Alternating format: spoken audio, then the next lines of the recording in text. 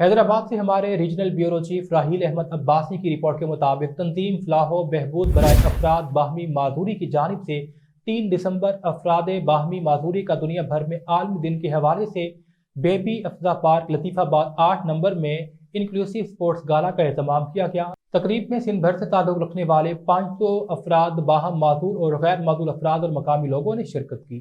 کراچی سے disabled welfare ایسوسی ایشن اور PILC کے فاؤنڈر جاوید رئیس اور ان کے ہمراہ Lal Muhammad Baloch, manager hands ILC and leader disability movement Nizamani نے پروگرام میں شرکت کی۔ سپورٹس گالا میں 12 مختلف کھیل کھیلے گئے، جس میں ویل چیئر ریس، والی بال، تیر اندازی، لوڈو، رسا کشی، کیرم، ٹیبل ٹینس شامل ہیں۔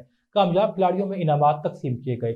تقریب کے مہمان خصوصی ممبر صوبائی assembly Sindh engineer Sabir Hussain Qaim Khani, department of empowerment of person with disabilities کے regional director Muhammad Amin Memon, Aslam Khan Deswali, president Hyderabad city welfare organisation Mir Nazir Ali Abro, SSP anti corruption Haji Rehmat Ullah San, president Qasim Abad business forum Marvi Awan, CSO women protection cell اور دیگر معززین نے شرکت کی۔